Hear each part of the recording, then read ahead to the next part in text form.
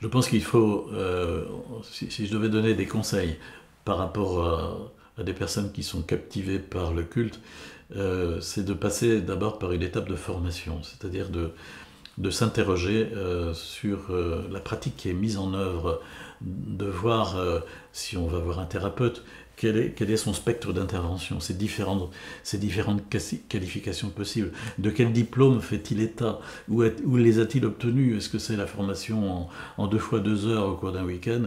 Ou est-ce que c'est plusieurs années d'études, etc. Enfin, donc de s'interroger, de se renseigner, de se former soi-même sur ces phénomènes-là, de creuser un peu.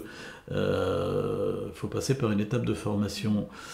Euh, sinon, je ne vois pas comment on ne peut pas ne pas tomber dans les pièges qui nous sont tendus, quoi. Si on ne sait pas que c'est dangereux, si on ne sait pas que par derrière il y a des choses trappes et puis que l'enveloppe est belle mais à l'intérieur c'est fétide, on se laissera prendre, quoi, malheureusement.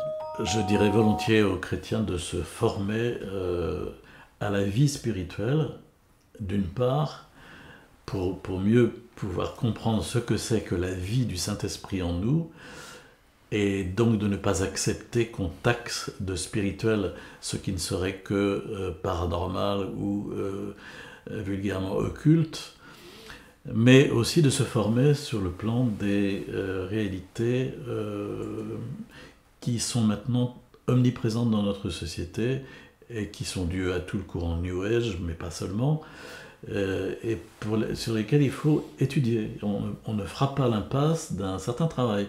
C'est en ce sens-là que, par exemple, sur le site sosdiscernement.org, on a essayé de mettre en place des fichiers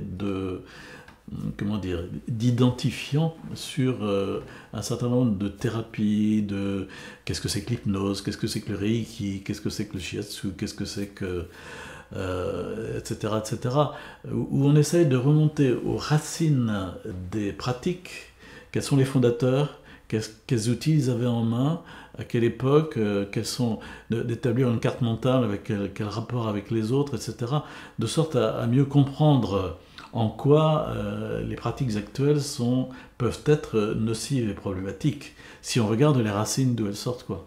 Hein. Donc on ne fera pas l'économie de la formation. On peut expliquer la fridolité de l'Église de plusieurs façons. C'est un domaine qui touche vraiment à la question des puissances spirituelles. Et comme on est en déficit au plan spirituel, beaucoup ne sont pas au fait de ces choses-là. Comme on est en déficit aussi au plan de la connaissance des réalités occultes, beaucoup non plus ne savent pas s'en dépatouiller. Et qui plus est, des chrétiens sont compromis. Je ne manque pas de témoignages de gens qui me disent « Oui, mais telle catéchiste, elle fait aussi telle chose, elle est capable de conjurer les brûlures. Tel prêtre, il en va voir le magnétiseur parce qu'il pense que c'est vraiment une guérison qui vient de Dieu. » Donc ça veut dire qu'il n'a pas les idées claires. Ça veut dire que voilà, on est encore en pleine confusion. Donc il faut qu'on aille plus loin dans l'approfondissement, dans la compréhension.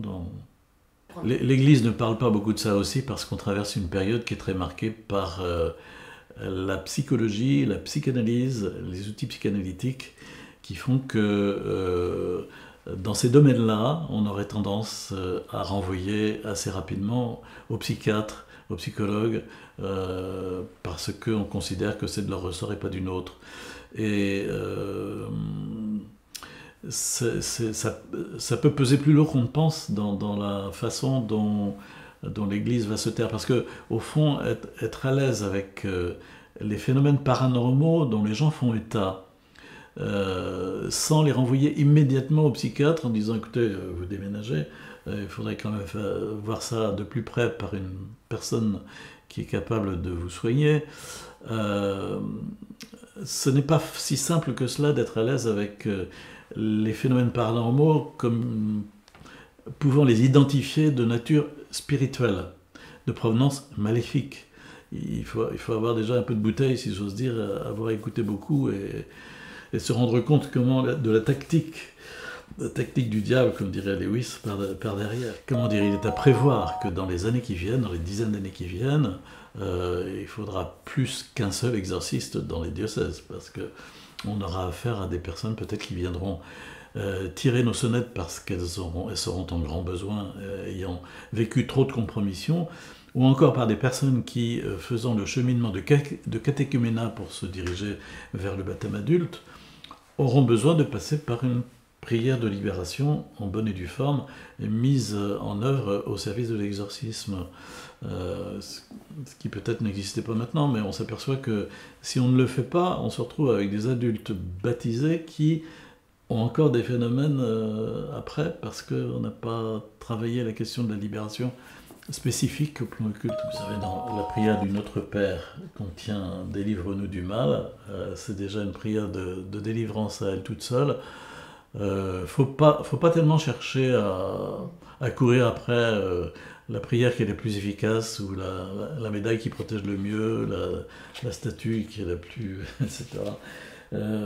C'est pas tellement ça la question, c'est plutôt mon propre cœur et ma vie dans l'Esprit Saint, la vie de la grâce de Dieu en moi.